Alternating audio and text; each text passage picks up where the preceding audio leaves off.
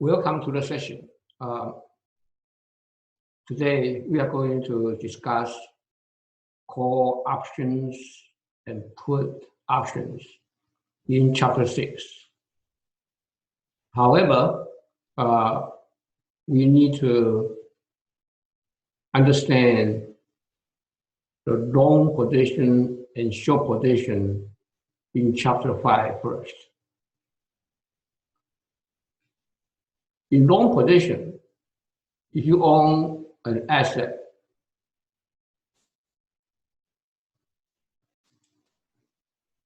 you have a long position on the asset. So you own it, you have it, so that is a long position. You don't own the asset yet, but expect to own it at some point in the future. You also have a long position on the asset. For example, you made a sale to a company in UK and expect to receive a pound payment in 90 days. You have a long position on the pound. So you don't own the pound yet, but you are going to own it in 90 days. You also have a long position. Now, before we talk about short position, let's understand what a short sale is.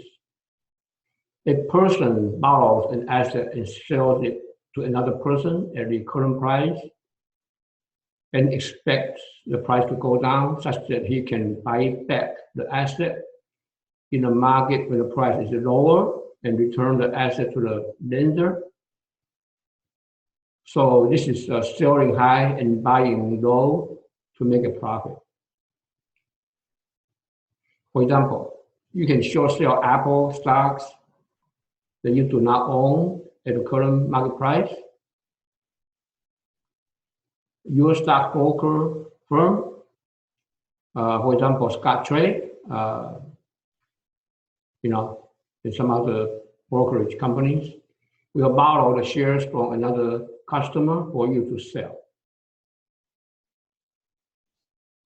You expect the Apple price to go down from now, such that sometime in the future, you can buy the stock back at a low price and return the shares to the lender. So again, this is sell high and buy back low. So if Apple pays dividend in the interim, you are obligated to pay the same amount of cash to the lender of the shares. So this is one thing that you need to keep in mind when you do short sale. You have this additional obligation. Now, Apple pays the dividend to the party that you sell the shares to. So this is short sale. And as soon as you short sell, you have a short position on the asset. So if you are expected to deliver an asset in the future, regardless you currently own the asset or not, you also have a short position in the asset. For example, you purchase goods from a company in UK and are expected to make a pound payment in 90 days, you also have a short position. Okay, and the short position is on the pound that you are going to pay.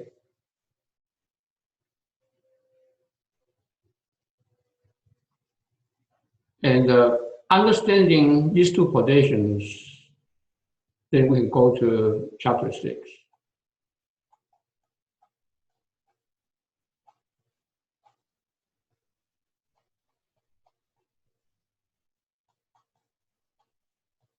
Okay. Here, we're going to talk about call options and put options. And again, let's go from a very simple position. That is a long stock position. So you buy a stock, you have a long position on the stock. So SL is the stock purchase price, and S is the stock price, and NI is net income. Okay, so you purchase the stock at 50 here, right? And if the price goes up, well, then you have a gain, right? You can sell the stock in the future at a higher price. But if the stock price goes down, then you lose, right?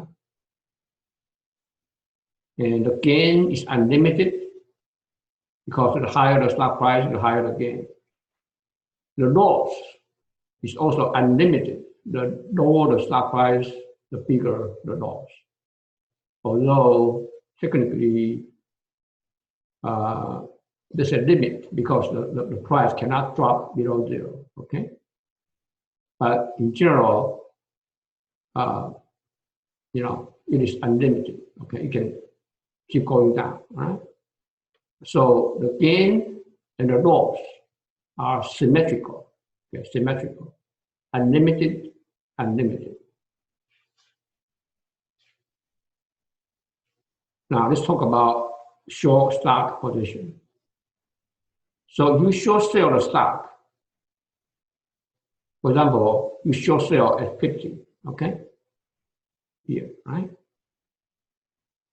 Then if the stock price go up, well, you lose, and the loss is unlimited. Because you short sell at 50, if the stock price goes up, then you have to buy back the stock at a higher price, okay? To close out the position, excuse me. So you have a loss, right? And the loss is unlimited. The higher the price, the bigger the loss, right? But if the stock price goes down, then you have a gain, right? Because you short sell at 50, and then you can buy back the stock at a lower price. So the lower the price, the greater the gain, okay? Although technically it is limited to the price of zero because the stock price cannot go below zero, right? However, in concept, it is unlimited gain, okay? Unlimited loss. So it is symmetrical.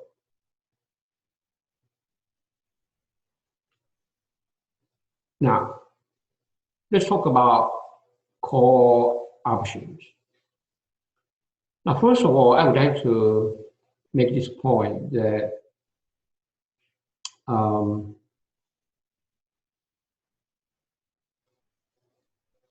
in the past, that when people talk about investments, they usually mean to invest in the security. For example, a stock, right? Apple stock, GE stock, and so on. Or a bond, right? US government bond, corporate bond, okay, for example, or even foreign bond. Or a piece of real estate, right? You can use real estate as an investment. Or you can buy commodity, right? Cotton, oil, soybeans, and so on, right? And usually, the majority of the investors focus on long positions for the investment. Not many people would do short positions. Nowadays, the investment opportunity has expanded greatly, okay? In other words, that people don't limit themselves to just buy and sell the stocks, the bonds, commodities, and so on, okay? More and more people are also engaged in trading options, call options or put options. And just like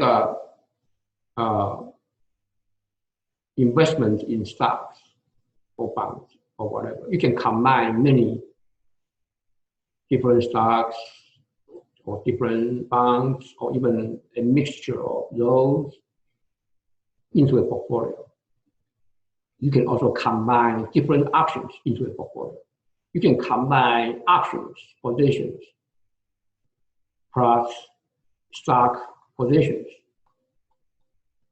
long or short, whatever, and into a portfolio.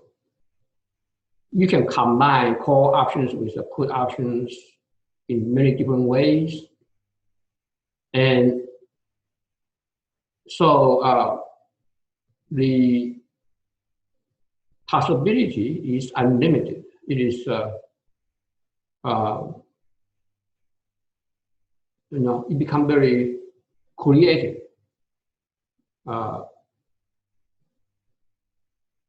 You can invent many different ways for your investment. And each investment strategy provides you a different trade-off between risk and return to fit your needs. And so nowadays, it's not enough to just to understand how to invest in stock, bonds, commodities, those things, those kind of things. It becomes necessary to also understand some other more fancy, sophisticated investment vehicles like options, futures, and so on.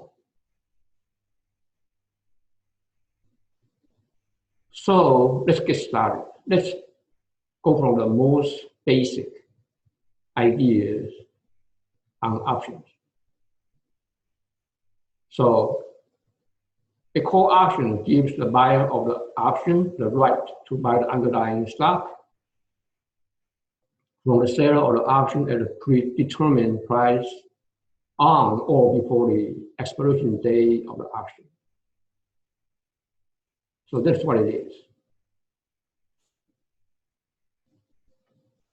Now, if the buyer of the option decides to exercise the option to buy the underlying stock, the seller is obligated to sell the stock. Okay? And the predetermined price is the exercise or strike price. So I want you to remember those terms, okay?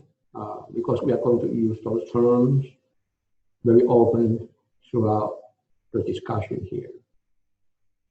So the underlying stock, expiration date, and the predetermined price is called the exercise price or the strike price, right? To buy the option, the buyer pays a call premium or call price, or sometimes we say call value to the seller. The buyer of the call option is said to have a long position on the option. So if you buy the option, you own it, you have a long position on the option. So you have a long call, right? A long call position. And the seller of the option has a short position on the option. So a short call position, right? Now, options are traded in contracts. So you can't buy one option or two options. You have to buy a contract of options. And each contract contains 100 options. Now, each option has a right on one underlying share, okay? So one option corresponds to one share, for example, one Apple stock, right?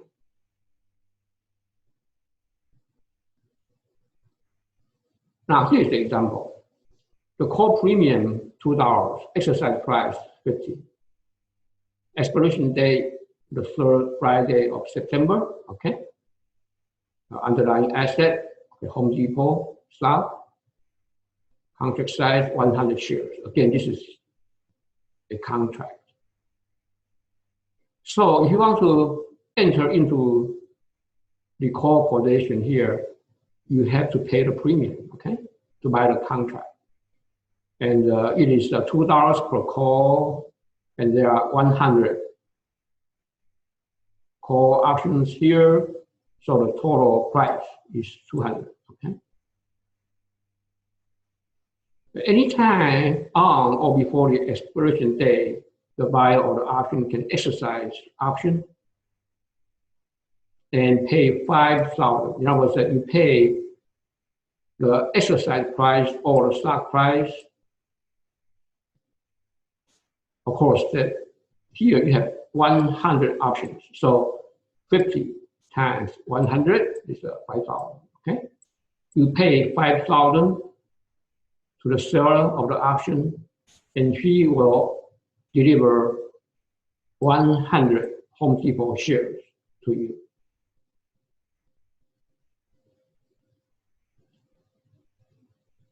Now, you can choose not to exercise the option, okay? You can choose not to exercise the option and let the option just expire. And in that case, nothing will happen. You just lose your premium that you paid at the beginning, and your counterpart, the seller of the option, will keep the premium. Now, for European calls, the buyer can exercise the option only on the expiration day. Okay, so only that one day the buyer can exercise the option. For American options, the buyer can exercise the option anytime. Now, here is the net income graph for a long call position. K is the exercise price. C is the premium. Now here, this graph is for one option only, okay? One option, not for the whole contract. So just for one option, dealing with one underlying share, okay? So exercise price is 50, and the premium is $2 per option. S is the price of the underlying stock, and this is net income.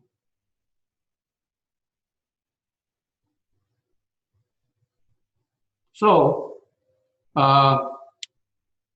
let's talk about some scenarios here. If the stock price become 45, okay?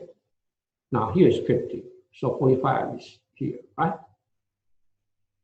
You will not pay the exercise price to 50 to buy the underlying stock.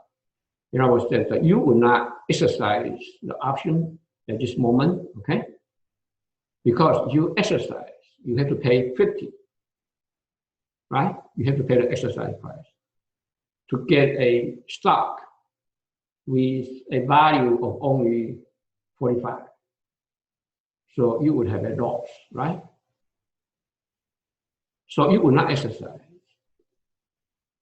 But you pay the call premium already. So your net income is minus $2 per option, okay? So as long as the stock price is lower than exercise price, you will not exercise the option, okay? And the option is out of the money. So in this area, right, in this area, the option is out of the money, okay? You will not exercise. You will just lose the premium. If the stock price is 50, right here, there's no gain for you to exercise the option, because if you exercise, you pay 50, the exercise price, to buy the underlying share with a value of also 50. So there's no gain to exercise. However, you pay the premium already, so your net income is still minus $2, right? So at this point, okay, when the stock price is here, you still have a loss of $2, right? And in this case, when the stock price is right here, the option is at the money. Now, if the stock price is the 51, here, right here, okay, here, right, here, right here, right? And if you exercise the option, you pay 50 to buy the underlying stock, and you can sell the stock in the market for 51, so your gain is 1, okay? But you pay the premium of 2 at the beginning, so you still have a loss. It's a $1 loss, okay? Right? So you may not choose to exercise the option because you have a loss. So you might want to wait. If you believe that the stock price will eventually go up, then you will have a more gain, okay? But if today is the expiration day, there's no opportunity for the stock price to move up, then you would exercise the option to reduce the loss to 1. Because if you don't exercise, you just let the option expire, well, then your total loss will be the premium, $2, right? And if you exercise, your loss is only $1, right?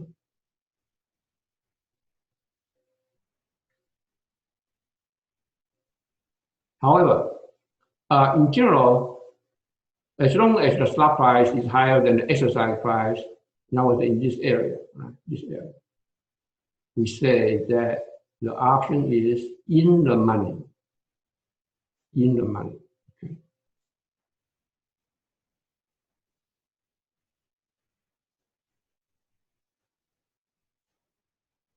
Now,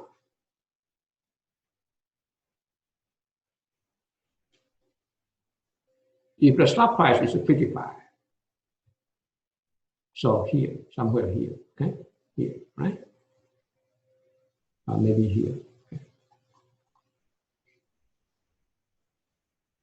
You can choose to pay the exercise price 50 to buy the underlying stock, and then sell the stock in the market for 55. So this is the exercise price, this is the market price. So you gain $5. But you pay the premium $2 already, so the net income is $3. So you can tell that the income graph for option, for the core option, is different from the stock, okay? For the stock, the gain and loss are symmetrical.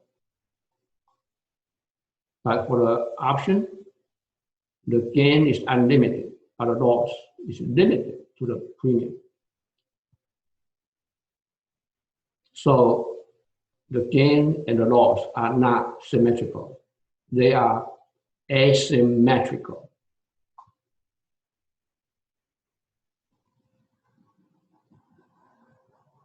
Now, if you have a short call position, in other words, that you sell the call to somebody instead of buying the call from somebody. If you have a short call position, then this is your net income graph. In other words, that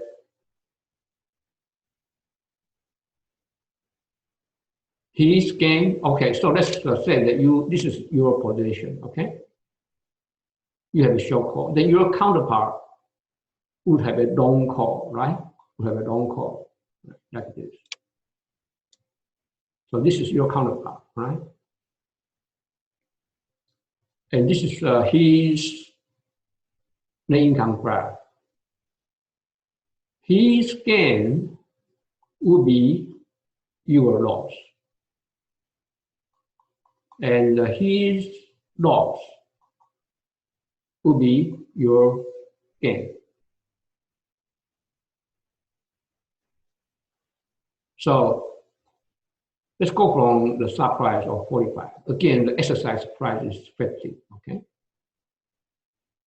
So you sell the option to somebody, and your counterpart can choose to exercise the option by paying you 50, and you have to deliver a share of the stock to him, right? And he pay you $2 as a premium at the beginning, so this is your income, right? $2. So if the stock price is 45,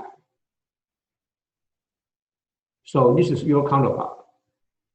If it is 45, he will not exercise the option because the option is out of the money. And you will just keep the $2 as the gain, right? So at 45, your counterpart will not exercise the option, so you just keep the premium. So this is your net income, right?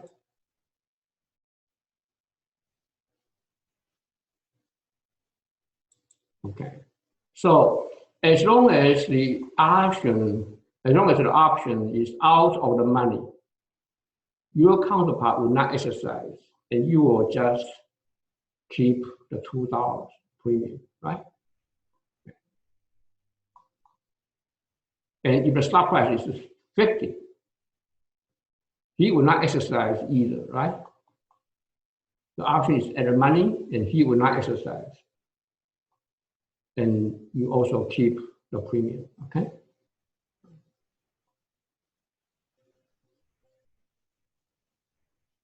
If the stock price is 51, and if your counterpart decides to exercise the option, he will pay you 50 to buy the underlying stock. You have to deliver the share with a value of 51, okay? 51. Now, if you do not own the share, you will have to buy it at the price of 51 in the market and then deliver, okay? Your loss is 1. But you receive the premium at the beginning, so your net income is still positive 1, okay? On the other hand, your counterpart has a loss of 1. So he may not choose to exercise the option, but as we discussed earlier, if today is the expiration day, he will exercise the option to reduce the loss to 1, okay? Now, if the stock price is 55, your counterpart may choose to exercise the option and pay you 50. And you will have to deliver the share with a value of 55, okay? Or if you do not own the share, you would have to buy it in the market of 55, for 55, right? And deliver. So your loss is 5, but you receive the premium of 2 at the beginning, so your net income is a loss of $3. Okay.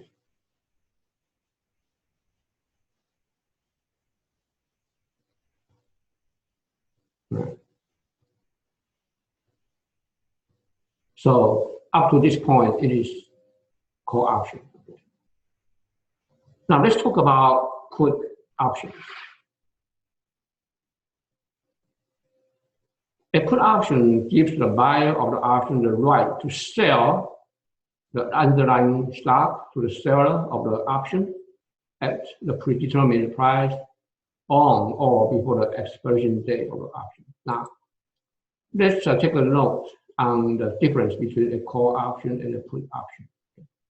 A put option gives the buyer of the option the right to sell the underlying stock. Right? But a call option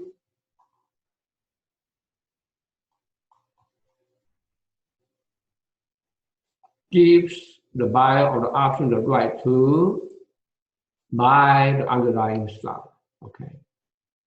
So a call option is the right to buy. But a put option is the right to sell, right? If the buyer of the option decides to exercise the option to sell the underlying stock, the seller is obligated to buy the stock, okay? And the predetermined price is the exercise price or strike price.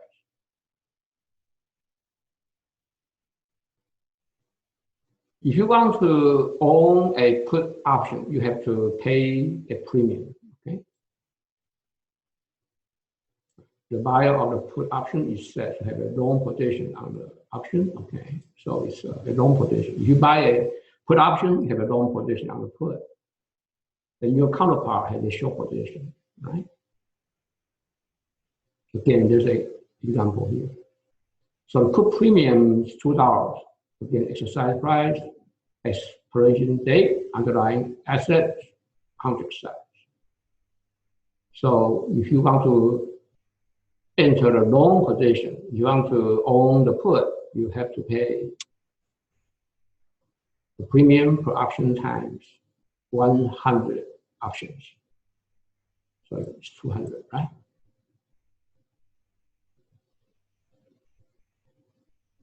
Now, if you exercise the option, then you sell 100 Home Depot stock. It's not Intel, it should be Home Depot, okay?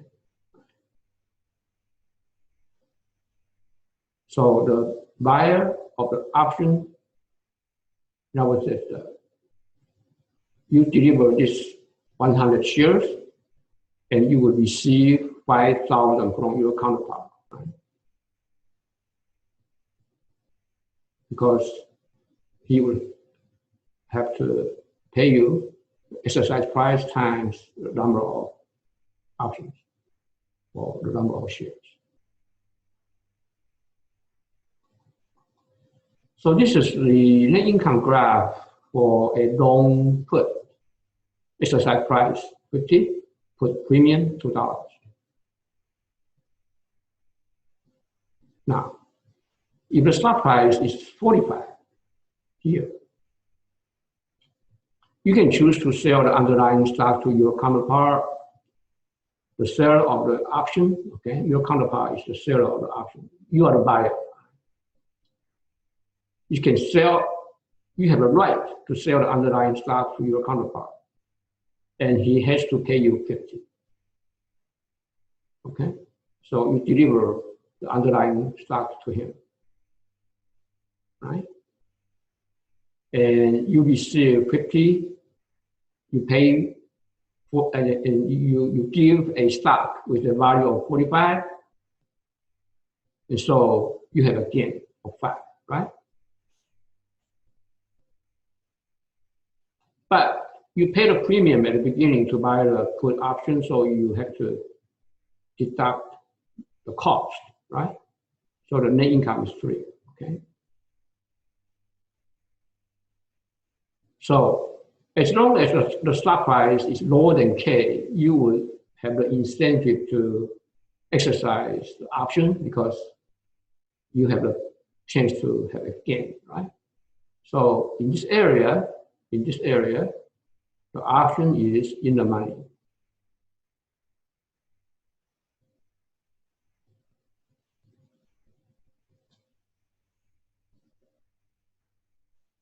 Now, if the stock price is 49 here, here, and if you exercise the option to sell your share at 50, you will need to deliver the share with a value of 49, okay?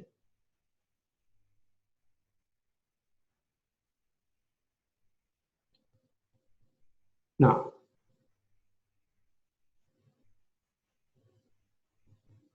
you receive 50 and you give up a share with a value of 49. So your gain is 1. But you pay the premium first. So the net income is still a $1 loss. So you may not choose to exercise the option, but if today is the expiration date, you would exercise the option to reduce the loss to 1. Okay? Otherwise, your loss will be 2, right? So if the stock price is right here, the option is at the money.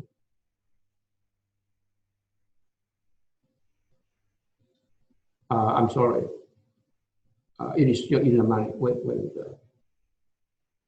the stock price is 49. Okay, here it is still in the money. Okay, but if the stock price is 50, then it is at the money. If the stock price is right here, equal to the strike price, well, then there's no gain for you to sell a share with a value of 50 and receive 50, right? So you would not exercise the option, okay? And so your loss is 2, right? The option is at the money. If the stock price is 55, yeah, somewhere here, right? Well, you will not exercise the option to sell the share at 50 because the value of the share is 55, right? So your result is a $2 loss, right? The option is out of the money. So if the stock price is higher than the exercise price in this area, the option is out of the money.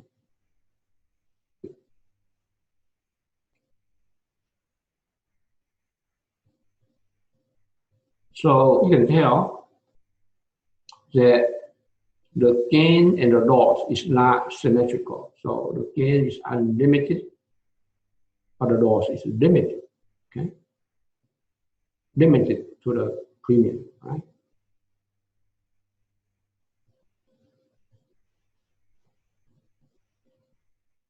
Now, if you sell the put, so your counterpart buys the put, right? You sell the put, you have a short put position. So your counterpart has a long put position, okay? So this is your counterpart, and this is you. His loss will be your gain, and his gain will be your loss, right?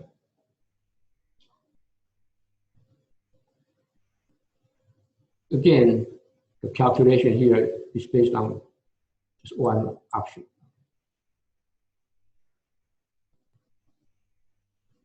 Now,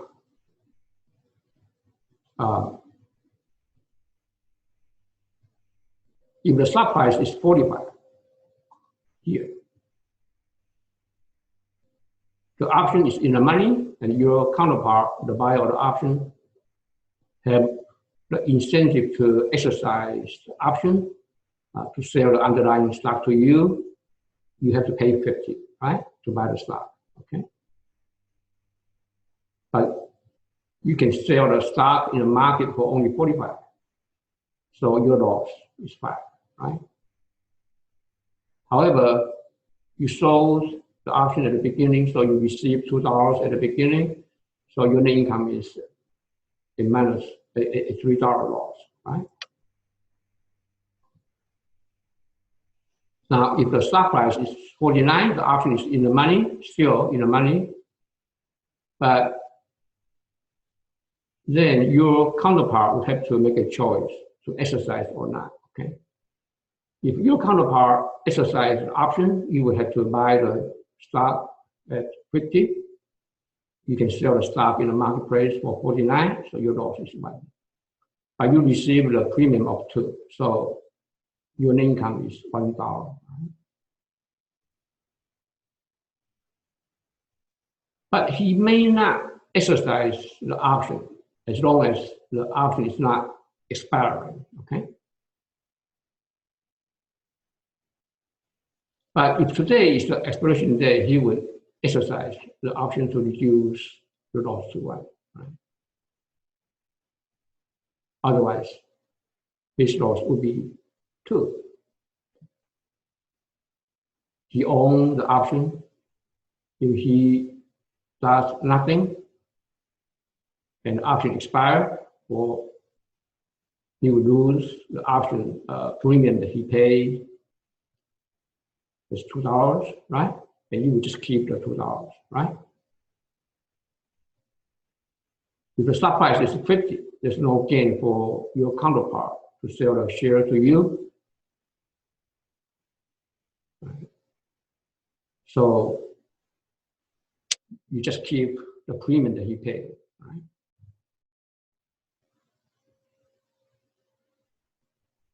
If the stock price is 55, the option is out of the money, your counterpart will not exercise the option to sell a share at 50 to you. He would rather sell the share in the market for 55, right?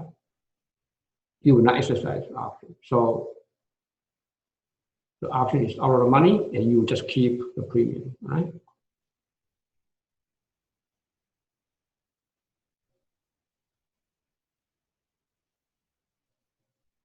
So up to this point, we explained how to calculate the net income. So the net income for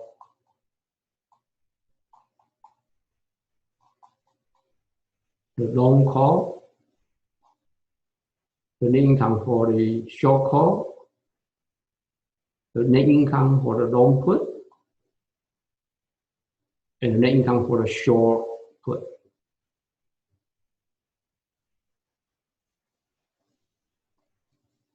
Next, we are going to take a closer look at the call premium, okay?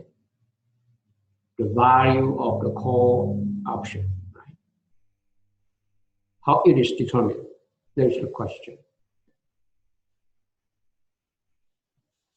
Now, first of all, the call premium, the call value or call price has 2 components, intrinsic value and the time value.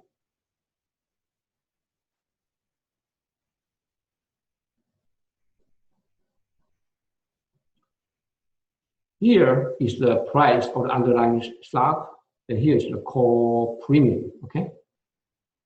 Now, this is not net income, this is just the call premium. And we have this bold line and this curve, okay? The intrinsic value is equal to max of 0 and S minus K. Now remember, S is the price of underlying stock, and K is the exercise price. This max or maximum of 0 and S minus K means that the value is equal to either 0 or S minus K, whichever is higher, okay?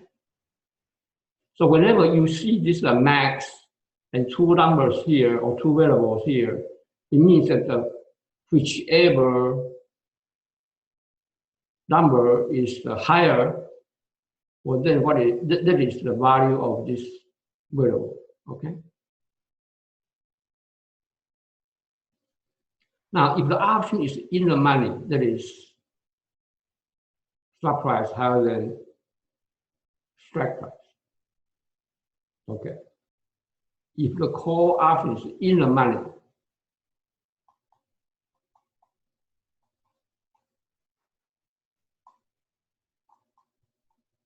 if the call option is in the money, in other words, in this area, right? In this area, the stock price higher than exercise price, right? This area, okay?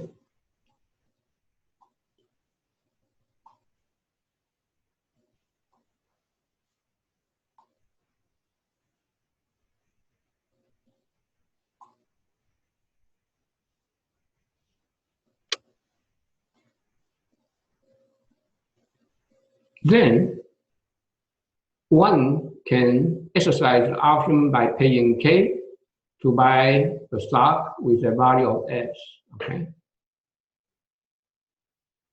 And in this case, S is higher than K.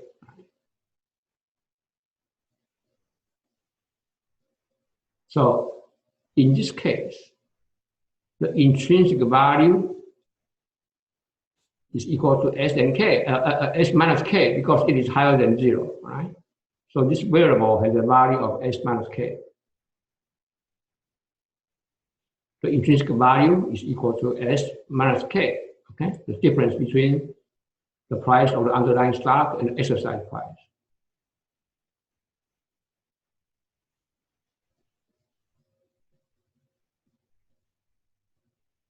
So, for example, if the stock price is right here, right? Right here. The option is in the money, and the intrinsic value at this point, okay? The intrinsic value is equal to S minus K, so equal to this distance. Now, in other words, equal to this distance, okay? Now remember, this is a 45-degree angle, so this distance is equal to this distance, right? If the stock price is here, intrinsic value is equal to S minus K, so it's this. It is the distance, right? Here, okay. Again, it is 45 degrees, so this distance is equal to this distance, right?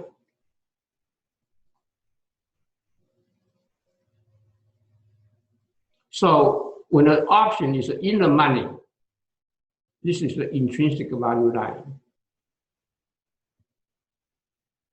The higher the stock price, the higher the intrinsic value. And the intrinsic value is equal to S minus K. If the option is out of the money or at the money, the option will not be exercised. Okay. And in this case, if the stock price, for example, is here, S minus K will be negative, right?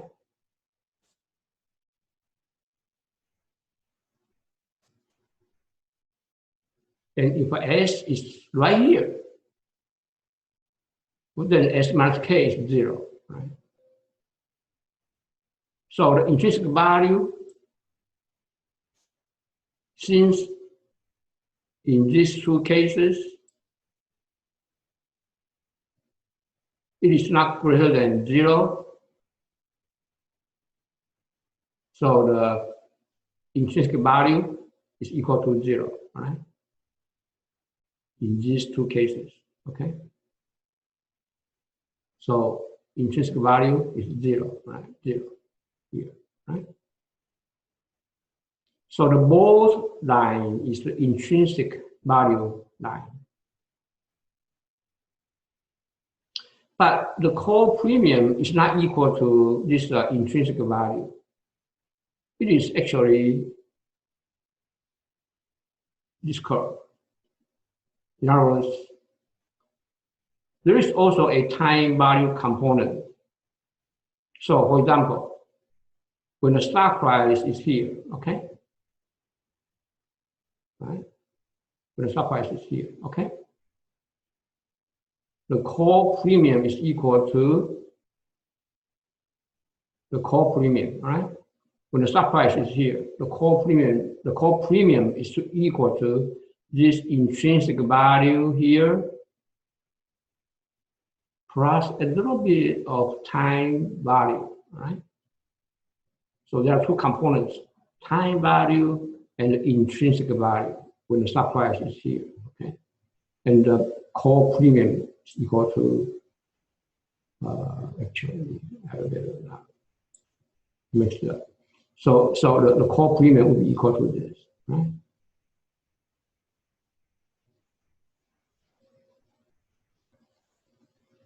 The time value component comes from the fact that the option still has some time to expire. Could be long, could be short, but still has some time to expire. If during this time the stock price goes higher in this direction, okay? The option becomes less out of the money or deeper in the money. So if the price goes higher, the option will become more valuable, right?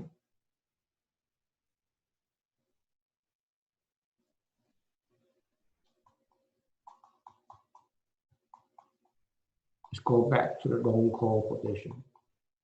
If the stock price goes higher, then the gain becomes bigger, right?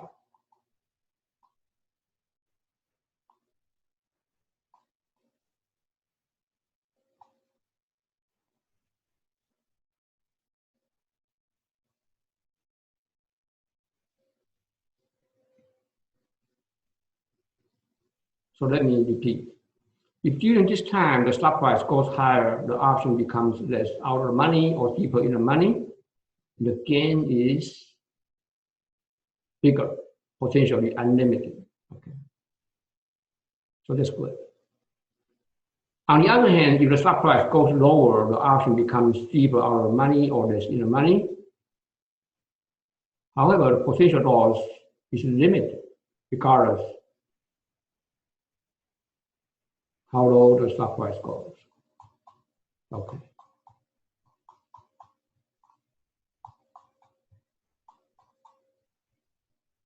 If the stock price goes lower, okay, the loss is limited to the premium, regardless how low the stock price goes.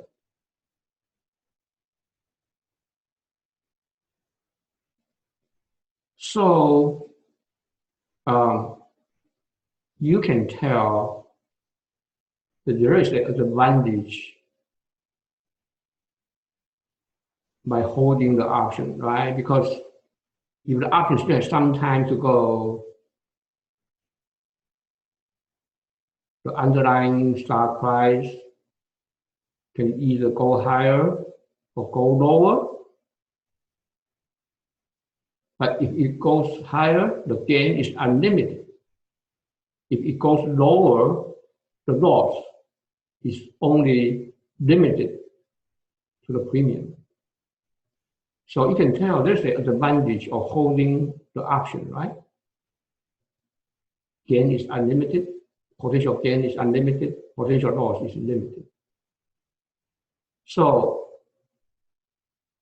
the time remaining give you an advantage if you have a long call, right? And therefore, there's a time value, right?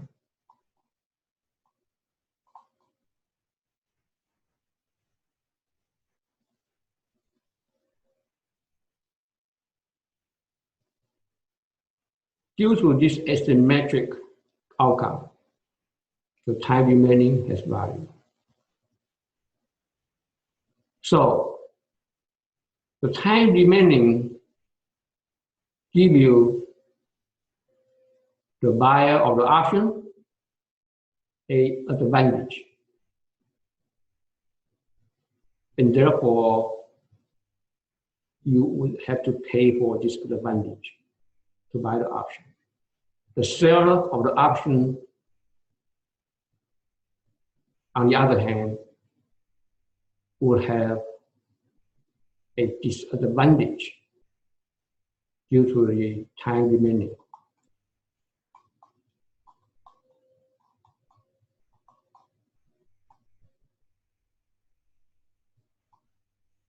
because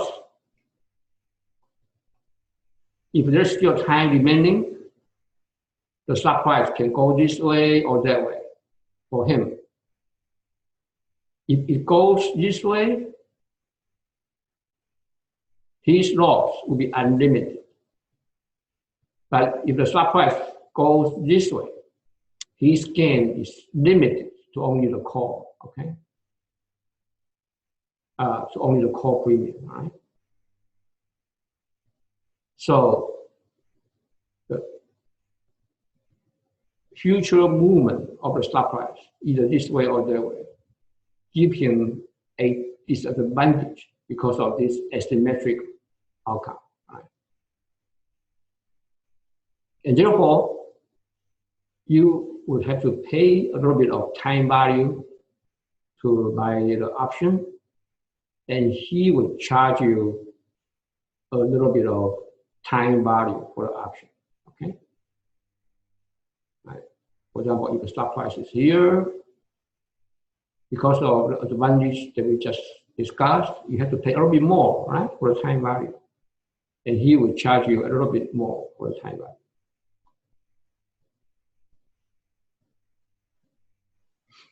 We have an example here.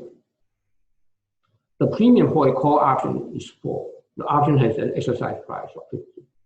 Current price is 53. What is the time value for this option? Again, there are 2 components, intrinsic value and time value in a call premium, right? But it's calculated intrinsic value is equal to 3, right? The stock price is higher than the exercise price. The option is in the money. So the intrinsic value is 3.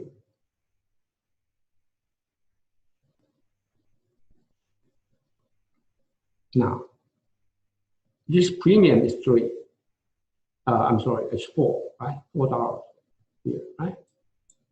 And the intrinsic value is 3, right? So the time value is 1, okay?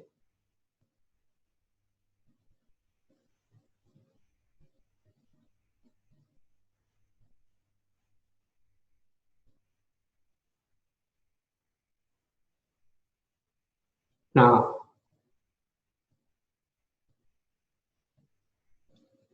in the following, we talk about factors affecting call premium. How the change in exercise price, variance of the underlying stock, time to maturity, price of the underlying stock, interest rate affect the call premium. And I want you to read and understand these carefully, okay?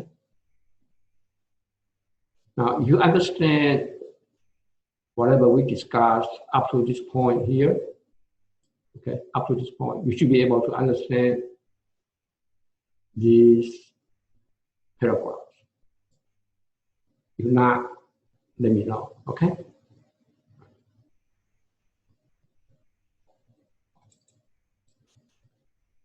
Now, how do we actually calculate the call premium? In other words, how do we actually determine the value of a call option? There are several ways to do this. Some are a little bit easier, some are a little bit more complicated mathematically. But the most popular model is the Black-Scholes option pricing model, right? Now keep in mind that this model is for European call options, not American call options. But because the difference between the value of the European call option and the value of the American call option is small, okay? The difference between the 2 options. They are identical in everything except that one is European, one is American, okay? The difference in the value is not big, it's usually small. Therefore, we still use this option pricing model as a piece of, to calculate the price of the option as a piece of information to determine the value of a American option, okay? Again, this is a very popular model. It is still extensively used in today's investment world. So it's good to understand this model, right? Now, just to let you know the significance of this model, the inventor of this model, Professor Bragg and Schultz, they received the Nobel Prize in economics, I think maybe 10 years ago. So this model assumes that stock price movements follow a stochastic process. What is a stochastic process? Well, we can just simply say that it is a random walk process. Okay, so it's kind of a random process. In other words, the change is unpredictable, right? In the following equation, C is the co-premium.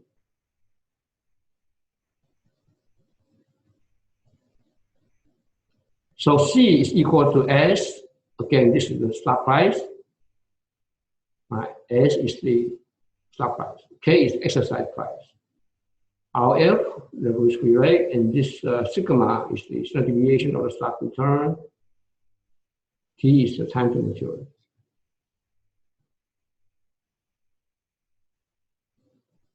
This term here is the natural logarithm of this value, okay? So this K times E to minus RF times T is the present value of K with continuous compounding, okay? Or more precisely, discounting in this case, because it's negative here. We have this in chapter 4, right? A number times E to a certain power, right?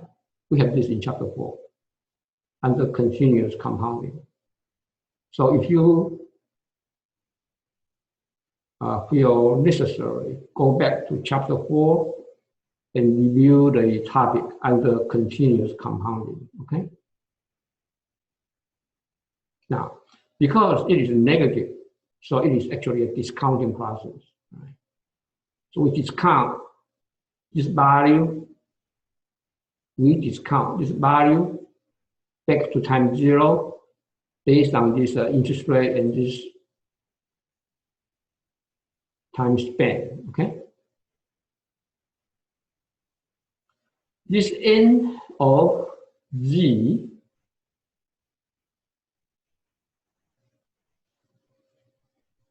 is the cumulative probability of the normal variable, Z, okay?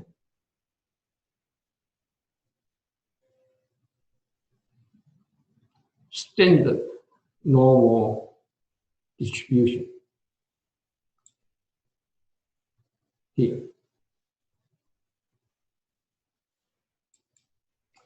For example, N of minus negative is 0. Okay, so in other words, at the very end on this side, right? Okay, the very end on this side. So it's going all the way to minus negative. Okay, right. Very end of on this side, right? So at that point, the probability, the cumulative probability is 0. Right? Now, when it is 0, in other words, at the middle, from here all the way to here, okay? right? From here all the way to here, halfway, okay? The cumulative probability is 20%, okay, or 0.5. Now, at this very end here, very extremity here, now it's from here all the way to here, the cumulative probability is 1, okay?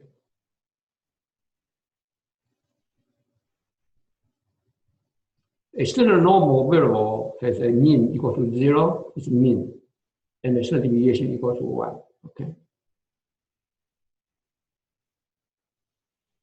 So this n of 0 here is just the halfway of this area, right? And so the cumulative probability is 0.5.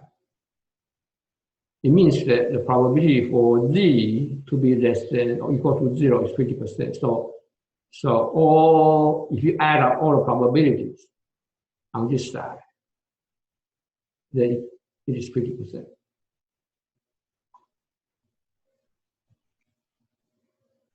And this table here gives you the convenience of finding the number for n of z, okay? And we'll go back to this table soon. So given the stock price of 50 and the exercise price of 48, interest rate 5%, 3 months, so it's 1/4, right? So it's 0.25 years, and standard deviation is 0.20, right? Then we calculate D1.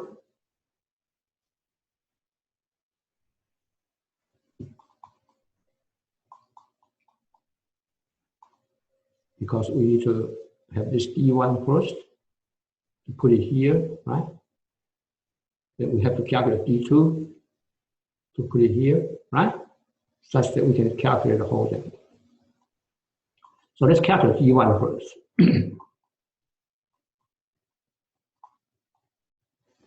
So, to follow the formula, okay? And to get this D1, right? The only term here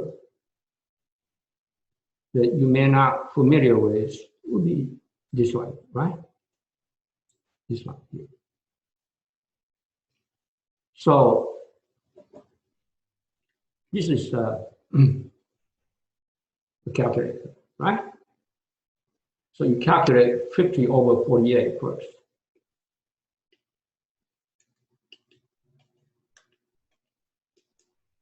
So 50 over 48 is 1.041667, okay? Right. This is 50 divided by 48, right? Then you press the orange key, and then there's a LN key, right? Here.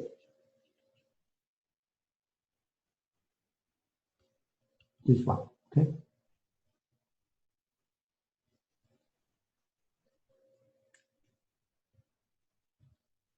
And you get 0.040822, right?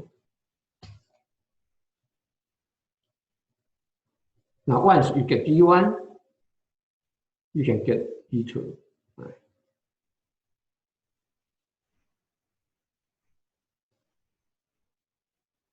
The value for every variable here come from the information here. So it actually is quite straightforward. Okay, so we have D1 and D2. Now let's find the cumulative probability for D1, 0.58322. Now, the table about here does not give you the value 0.58322. So find the closest by rounding it down. So it is 0.58322. So it is 3 here. Right? So let's round it down to 0.58. Right? So n of 0.58.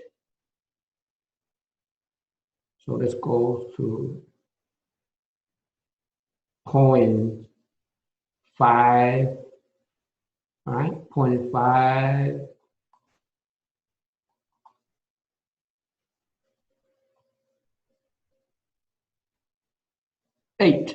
Okay? Right? Okay, so all right, so let's keep track on this column, right? 0.58.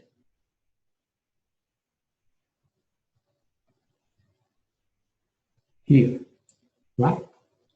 0.58, okay?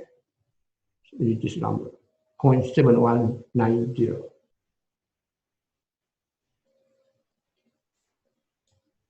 Okay?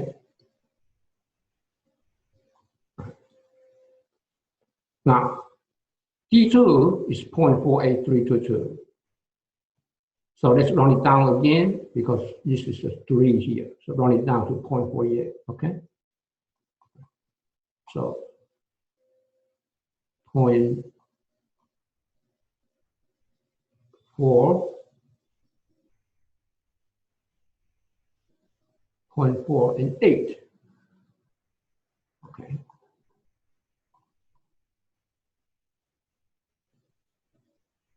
Here, right? 0.48.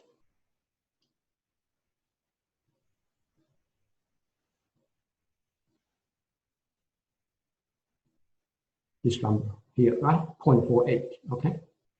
0.6844. Here. So let's go back to the equation. The stop price, 50, is given. N of D1, 0.7190. Exercise price, 48. E to interest rate times the length of time. And it is negative because this is a discount process. And then N D2, right? Okay. So we get a call premium of 3.51.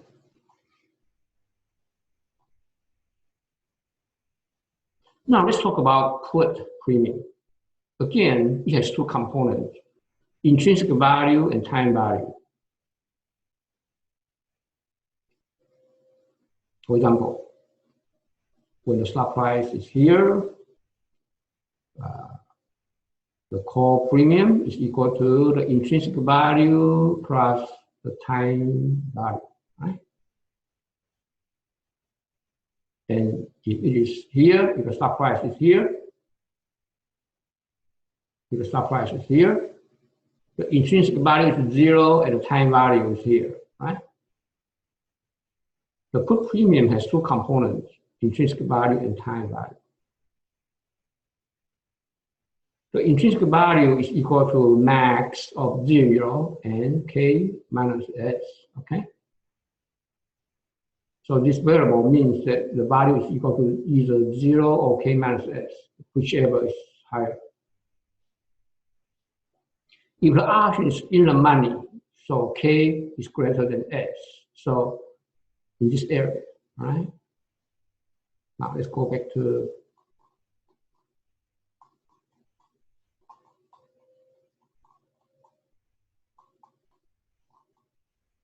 Don't put. In this area, the option is in the money, right? You can make a profit, okay? So in the money, at the money, out of the money. But if you have a short put, then it's just opposite. Here is the gain, here's the loss, right?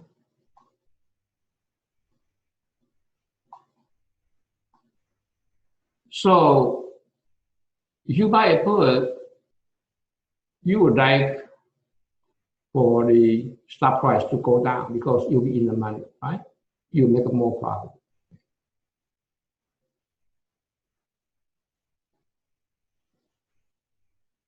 So here, if the option is in the money, so K is greater than the stock price, right? You can exercise the option by selling the underlying stock for K, right? When you give up a stock with a price lower than K, right? Okay, let me repeat. If the option is in the money, you can exercise the option by selling the underlying stock with the value of S and receive K. So K is higher than S. You exercise option, you sell the stock for K, you give up the stock with the value of S here. So you have a gain, right? So K minus S, in this case, is greater than 0, okay? So this value will be equal to K minus S because it is greater than 0, right? So the intrinsic value is equal to K minus S. So if the stock price is here, K minus S is this distance, right? This distance, okay? All right, this distance, right? Given 45 degrees, okay? This distance is equal to this distance, right? So this is the intrinsic value. If the option is out of the money or at the money, the option would not be exercised.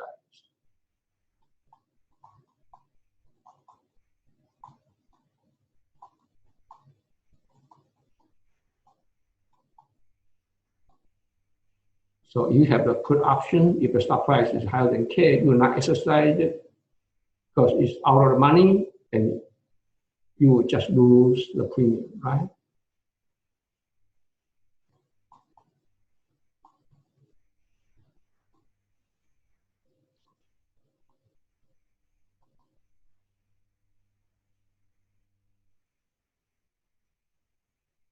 So in this case, if the stock price is here, K minus S will be negative. Or if S is equal to K, then K minus S is 0. So the intrinsic value is 0, right? This value here will be just 0, okay?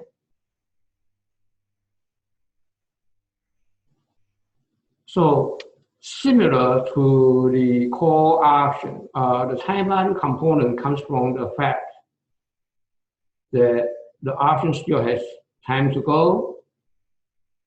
If during this time the stock price goes lower, right? Goes lower. The option becomes less out of the money or deeper in the money, and the gain is potentially unlimited. On the other hand, if the stock price goes higher here,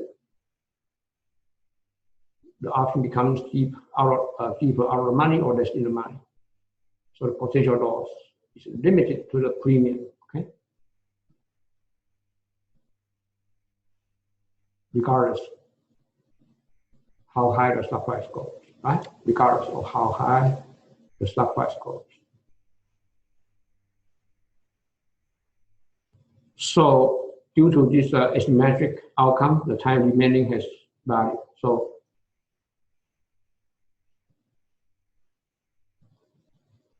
let's go back to the graph.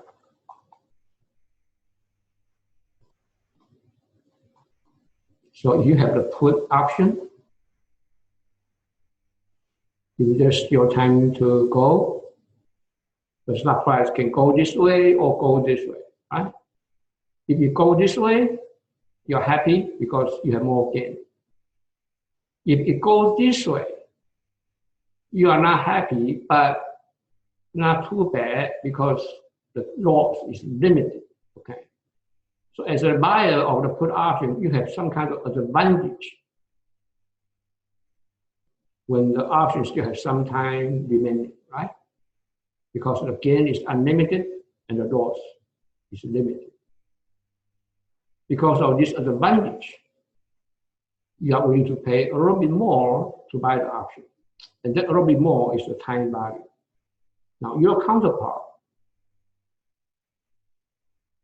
if the options have time to go, the price can go this way, can go that way. If it goes this way, the loss is unlimited. If the price goes this way, the gain is only limited. So to him, the time remaining gives him some kind of disadvantage because the loss and the gain are asymmetrical. So he will charge you a little bit higher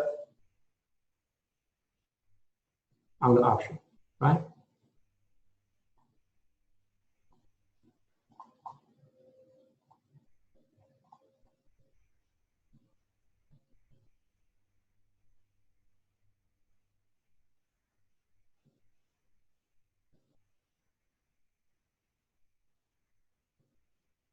Okay. For example, the premium for a put option is 4. Exercise price 50. Current stock price 47. What is the time value for the option? Okay. So the intrinsic value is equal to K minus S. So it's 50 minus 47 is 3. So the intrinsic value is 3. The premium is 4. So the time value is 1, right? Now again, we have some paragraphs here to explain how the changes in these variables affect the put premium, okay? If you understand our discussions up to this point, then you should be able to understand these explanations. So study this carefully, okay? And ask me questions if you have. So now, how do we actually calculate the put premium? The following equation is based on the European put, not American put. But again, the difference is very small. So in the real world, we still use this formula to predict the price or the value of an option. Okay. So P is the put premium. Right? Now this P in this equation, we call it put-call parity. In other words, that if the market or the option or the stock, whatever, is in equilibrium, okay? Well, then this parity should hold, right? In other words, that these variables here should obey this equation, should have relationships among each other based on this equation here.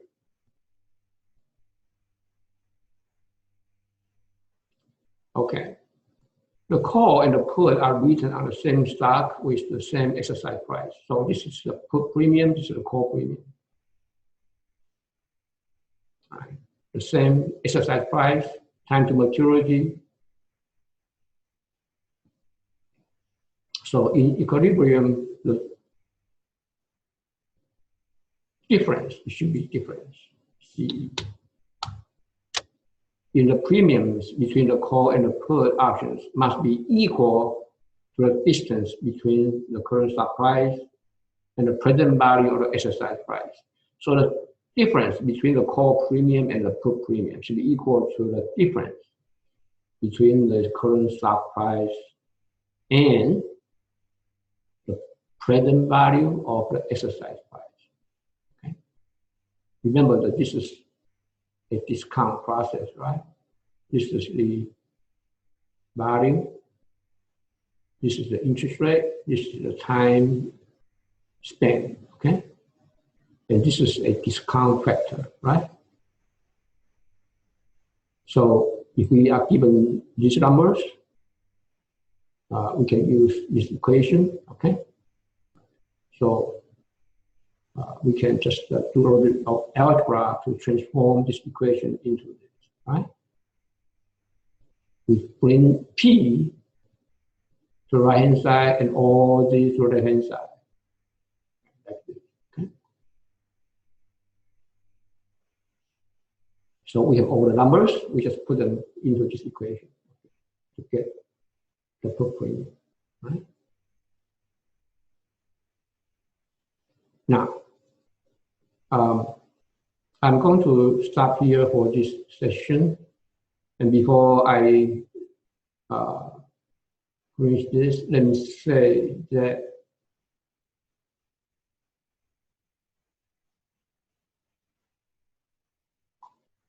it is critical to understand everything that we have discussed so far in this chapter, okay? In other words, that you have to have a thorough understanding from the beginning of the chapter, okay, all the way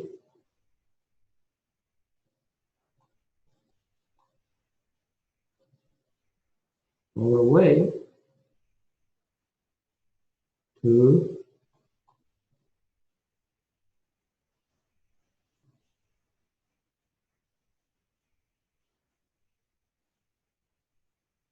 here, okay? In other words, that you have to truly understand everything up to this point. You have to understand every word, every sentence up to this point.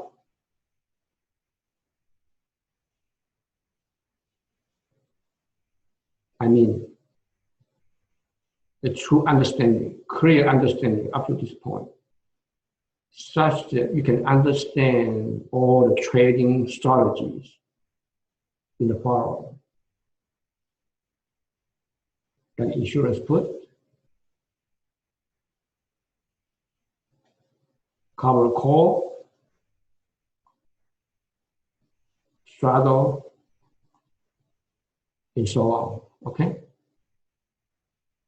Now, these strategies are common practices in the real world. They are used extensively in today's investment community. Okay, so if you understand those strategies, you'll be amazed at how many things we can do, how many opportunities that we would have by incorporating options into the investment portfolio. Now, it might look kind of complicated,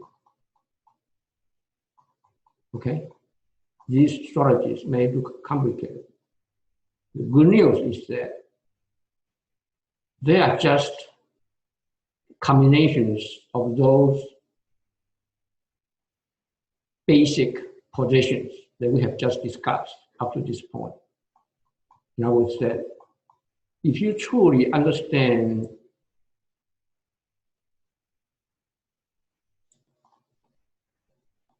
these 6 positions, long stock, short stock, long call, short call, long put, short put, then you should be able to understand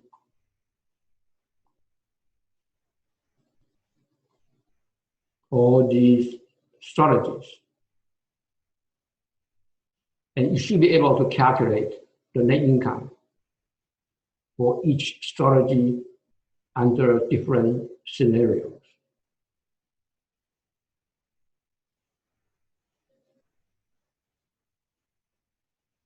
On the other hand, if you don't really understand those 6 basic positions, then you'll be lost quickly on these strategies, all right? And also, I wanted to understand the reason for each strategy, okay? The reason for each strategy, all right?